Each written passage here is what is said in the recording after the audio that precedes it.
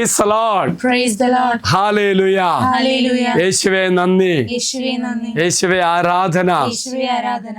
പ്രിയമുള്ള സഹോദരി സഹോദരന്മാരെ, പ്രിയ മാതാപിതാക്കളെ, പ്രിയ കുഞ്ഞുമക്കളെ, ഇന്ന് നാം ധ്യാനിക്കുന്നത് ദൈവ സാന്നിധ്യത്തിൽ എപ്പോഴും ദൈവത്തോട് കൂടെ നാം ജീവിക്കുമ്പോൾ നമുക്ക് കിട്ടുന്ന സന്തോഷം അവ ചിന്തിക്കുകയാണ്. അതിന് മറ്റു വചനഭാഗമാണ് സങ്കീർത്തനം 139:8. ആ വചന ഇപ്രകാരമാണ്: ആകാശത്തിൽ കയറിയാൽ അങ്ങ് അവിടെയുണ്ട്, ഞാൻ പാതാളത്തിൽ കിടക്ക വിരിച്ചാൽ അങ്ങ് അവിടെയുണ്ട്. നോക്കിയ പ്രിയമുള്ളൊരു വചനം ഒന്നോടെ നമുക്ക് വായിക്കാം. നോക്ക്, ആകാശത്തിൽ ഞാൻ ചെന്നാൽ ദൈവം അവിടെയുണ്ട്, ഞാൻ പാതാളത്തിൽ ഇറങ്ങിച്ചെന്നാലോ അവിടെയും ദൈവമുണ്ട്. അർത്ഥമാക്കുന്ന ഇപ്രകാരമാണ്: ദൈവവുമായി നമ്മെ ഐക്യപ്പെടുത്തുന്നതിൽ ഏറ്റവും ശക്തമായ ഒന്നാണ് ദൈവ സാന്നിധ്യം.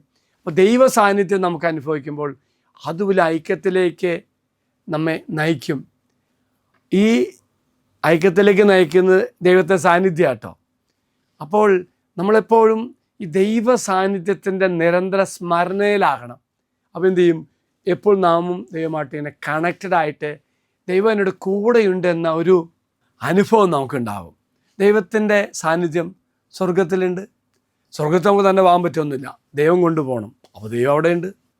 ഇനി വീണ്ടും നമ്മുടെ ജീവിതത്തിൽ നമുക്ക് ദൈവ സാന്നിധ്യം അനുഭവിക്കാൻ സാധിക്കണം. അതെപ്പോഴാണ് അനുഭവിക്കാൻ സാധിക്കുന്നത്? എപ്പോഴും അനുഭവിക്കാം. പ്രത്യേകിച്ച് വേദനയുടെ സമയത്ത്, ഒറ്റപ്പെടുത്തുന്ന സമയത്ത്, നിരാശയുടെ സമയത്ത്, ആ സമയത്തൊക്കെ നമുക്ക് ദൈവ സാന്നിധ്യം അനുഭവിക്കാൻ സാധിക്കണം. അപ്പോൾ ജീവിതത്തിൽ ഒരു സമയത്ത് ദൈവ സാന്നിധ്യം ഇല്ല എന്ന് തോന്നൽ പാടില്ല. എപ്പോഴും ഞാൻ ദൈവത്തോട് കൂടെയാണ്. ദൈവ സാന്നിധ്യ സ്മരണയിൽ നമുക്കാകാൻ സാധിക്കും. ദൈവത്തിൻ്റെ സ്നേഹത്തിലും കരുതലും നാം ഉറച്ചു നിൽക്കണം. അപ്പോൾ നമ്മൾ സംഭവിക്കുന്ന എന്താ? നമ്മെക്കുറിച്ച് ദൈവത്തിൻ്റെ നിരന്തരമായ ഒരു അറിവ് നമുക്ക് ആശ്വാസമാണ്. അതുകൊണ്ടാണ് വിശുദ്ധ അൽഫോൻസ് ലഗോരി പറയുന്നത്, ദൈവത്തിൻ്റെ സർവ വ്യാപനം അല്ലെങ്കിൽ എപ്പോഴും എല്ലായിടത്തും അവൻ്റെ സാന്നിധ്യം എനിക്ക് അനുഭവിക്കാൻ സാധിക്കുന്നു.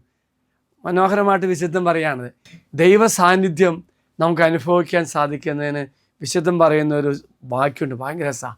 കാവ്യാത്മകമായ ആവിഷ്കാരം. എന്താ അർത്ഥമാക്കുന്നത്?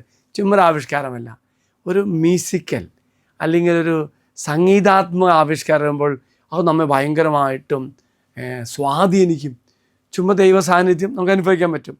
അതിലുപരിയായി വളരെ കാവ്യാത്മകമായിട്ട് ഭയങ്കരമായിട്ട് നമ്മുടെ ഒരു പ്രത്യേക ഫീലിങ്ങിലേക്ക് ദൈവ സാന്നിധ്യം അനുഭവിക്കാൻ സാധിക്കും. എന്നിട്ട് വിശുദ്ധൻ പറയാണ്, അത് എവിടെ ആയിരുന്നാലും നമ്മുടെ ജീവിതത്തിൽ എന്ത് സംഭവിച്ചാലും എപ്പോഴൊക്കെയാണോ അപ്പോഴൊക്കെ ദൈവ സാന്നിധ്യം നമുക്ക് അനുഭവിക്കാൻ സാധിക്കും. എങ്കിൽ പ്രിയമുള്ളവരെ, നമുക്ക് പ്രാർത്ഥിക്കാം. സർവ്വവ്യാപിയായ കർത്താവേ, എനിക്ക് ചുറ്റുമുള്ള അങ്ങയുടെ സാന്നിധ്യത്തെക്കുറിച്ച് എപ്പോഴും ചിന്തിക്കുവാനും പ്രാർത്ഥിക്കുവാനും ആ സാന്നിധ്യം അനുഭവിക്കാനും നമുക്കിടയാകട്ടെ. കർത്താവേ, ഞങ്ങളെ സഹായിക്കണമേ. ഒരു കാവ്യാത്മകമായ സാന്നിധ്യം ഞങ്ങളെ വലിയ ആത്മീയമായ ശക്തിയിലേക്ക് നയിക്കും. ഞങ്ങളുടെ കരുണയായിരിക്കണമേ. നിൻ്റെ സാന്നിധ്യ സ്മരണയിൽ ഇന്ന് എപ്പോഴും ആകുവാൻ കർത്താവേ ഞങ്ങളുടെ കരുണയായിരിക്കണമേ. ദൈവം നിങ്ങൾ എല്ലാവരും അനുഗ്രഹിക്കട്ടെ എന്ന് പ്രത്യേകം പ്രാർത്ഥിക്കുന്നു.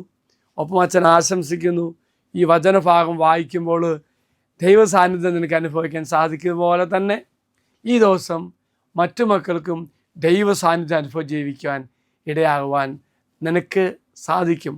ഒപ്പം നീ നിമിത്തമായി മറ്റു മക്കൾക്ക് അയച്ചു കൊടുക്കുകയും ചെയ്യണം. ദൈവം എല്ലാവരും അനുഗ്രഹിക്കട്ടെ എന്ന് പ്രാർത്ഥിക്കുന്നു.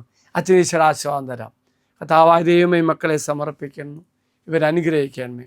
നമ്മുടെ കർത്താവായ ശമിച്ചാൽ കൃപയും പിതാവായ ദൈവത്തിൻ്റെ സ്നേഹവും പരിശുദ്ധാത്മാവിൻ്റെ സഹവാസവും നാം എല്ലാവരോടും കൂടെ ഉണ്ടായിരിക്കട്ടെ, ഇപ്പോഴും എപ്പോഴും എന്നേക്കും. Praise the Lord. ഒരു നല്ല ദിവസം എല്ലാവർക്കും ആശംസിക്കുന്നു. ദൈവ സാന്നിധ്യം അനുഭവിച്ചുകൊണ്ട് ജീവിക്കാൻ ഇന്നെല്ലാവരും കർത്താവ് അനുഗ്രഹിക്കട്ടെ. Praise the Lord.